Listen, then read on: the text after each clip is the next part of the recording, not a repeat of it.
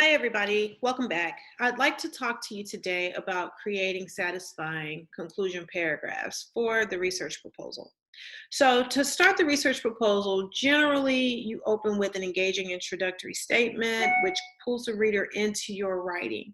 It makes them want to look at what you're saying and it makes them want to read more.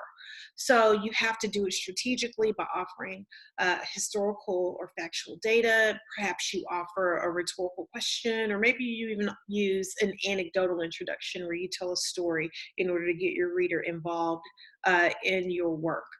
Then you take them through a bridge where you offering various points of view about your topic in addition to your reasons for research. It again makes it a little bit more personal, but it also shows that you've thought about it from different points of view. Beyond that, you do the most important thing in your research proposal, and that is to ask a research question. The research question should be open ended by asking why or how, because it's going to force someone to think about either the process by which something was created or thought of, which is going to be how, or why something exists or why something is the way it is, which is a more philosophical question that Aristotle would be very proud of us for asking. So after you get to the end of the introduction paragraph and you offer that research question, then you go through the process of creating body paragraphs and attempt to answer the research question, right?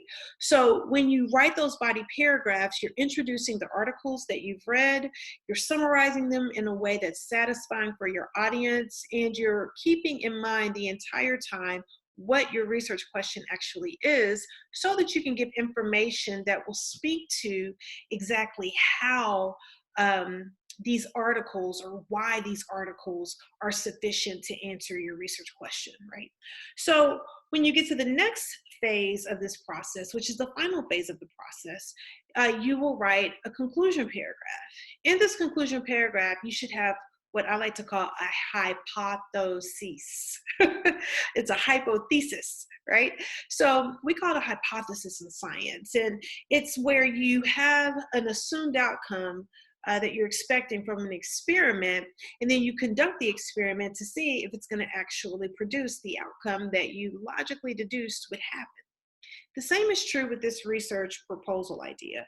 When you get to the conclusion of the paragraph, you should be able to offer a hypothesis or a thesis that would answer your research question. Generally, in a conclusion paragraph, it's expected that you will write the thesis again, or in some way you will reintroduce the thesis that you've introduced in the introduction paragraph. For the research proposal specifically, the answer to the research question or a hypothetical answer to the research question is in order. And that's probably the best way to start your paragraph. And the reason it's the best way to start your paragraph is because, again, this whole journey through the body of the work has been to try to get to an answer to your research question.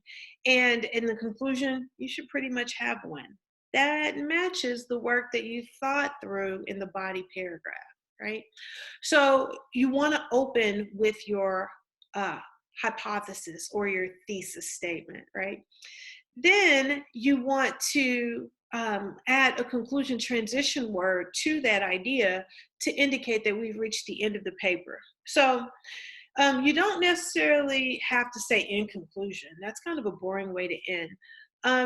You could come up with other things like to conclude, to end, or in the end. Other ways of saying we've reached a conclusion without saying in conclusion. The next thing you want to have in your body paragraph is you want to use this method that I call reflect and project. When I teach my students how to do this, basically I'm telling them to reflect, which is to summarize on the major details of your paper.